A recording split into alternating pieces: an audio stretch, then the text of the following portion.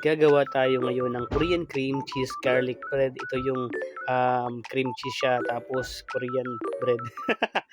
So yun. So paano nga ba gumawa nito? So kailangan muna ninyo, mayroon kayo dapat itong mga ingredients. Meron kayo ng butter, cream cheese, tapos egg, bawang na tinadtad, condensed, evap or fresh milk. Yan, kailangan nyo yung mga yun. Kailangan nyo din ng parsley. Ako kasi wala akong fresh na parsley, dried parsley ang ginamit ko. Yung nga palang tinapay na ginamit ko ay binili ko na lang siya sa bakery. Kayo, bahala kayo kumagawa. Kayo, umabili na lang din kayo ng tinapay na gagamit. So, pinay-prepare natin itong mga tinapay. Nakita nyo, hiniwaan siya kasi yan yung lalagyan ng cream. So, habang hinihiwaan siya, hinihiwa siya ng hinihiwa. Yan, hiwa ng hiwa. Pag na-prepare mo na yung lahat ng kailangan, ayan na yung cream cheese. Kahit anong brand, bahala kayo. Ayan ang cream cheese niyan. Ilagay na siya dyan. Tapos ilagyan siya ng condensed. Bahala kayo kung gaano karami ang gusto nyo. Kung gusto nyo matamis, bahala po kayo. Kahit anong brand. Kasi ako, tipid-tipid lang. Ayan, nilagay na siya dyan. Paghahaluin ko yung dalawang yan. Yan. Inuhiwa ko muna siya ng spatula para mas madali siyang ma-mix mamaya. Tapos yung maliliit na siya, ginamitan ko na siya ng whisk para mahalo na siya hanggang mag-combine na lahat ng ingredients. Haluin mo na siya na haluin hanggang makuha mo yung tamang sabay-sabay tayo. Yan, tamang.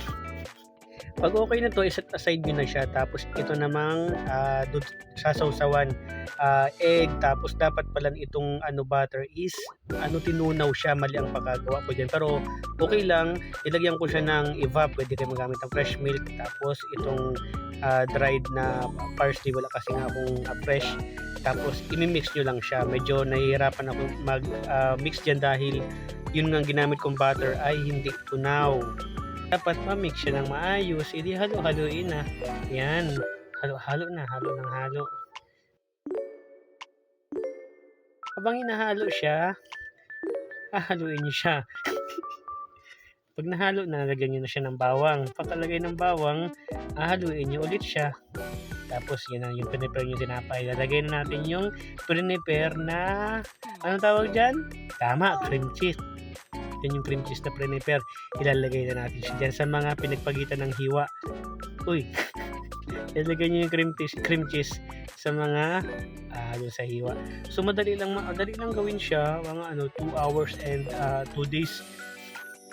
Yan, ilalagay nyo sa hiwa yung cream cheese.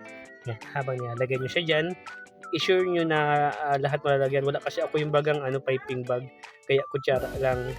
Pwede naman gamitin nyo yung piping bag, pwedeng kutsara kung available ninyo. So, ang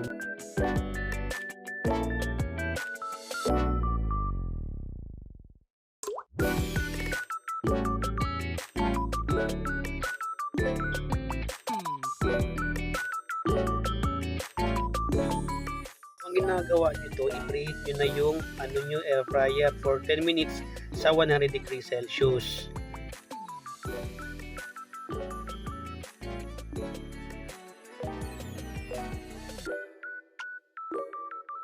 Ito yung minix baga na na egg, gatas, tapos yung merong bawang. Yan, malinis naman po ang kamay ko ha. Syempre, tas pansarili man ito. Kita nyo buo pa yung butter. Kaya sabi ko sa inyo, tunawin nyo muna.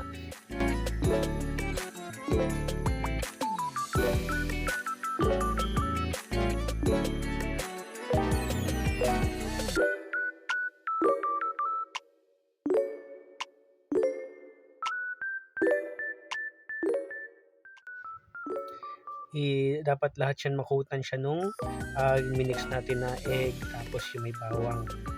Pag nagawa nyo na siya, ilalagay na siya dyan sa lagayan ng air fryer.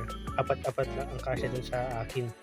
Pwede nyo palang gamitin dyan oven, pwede kayo maggamit ng yung turbo, kung anong available ninyo. Yan, luto na siya kasi naka-fast forward. So pagkaluto niya, ayan na siya Kita nyo naman, diba? Ang ganda. Ay, ang sarap. May nasa ibabaw pa siya, cream cheese yan Buksan daw natin, tingnan natin kung ano itsura. Yan, buksan mo na yan. Ang sarap niyan. Ay, sarap. So nakalimutan ko palang sabihin kung gaano katagal siya niluluto. 15 minutes tapos 100 degree, pwede namang 160 Tapos mga 10 minutes lang. Depende kasi sa kung gaano nyo gusto kalutong or ano siya, ka-toasted.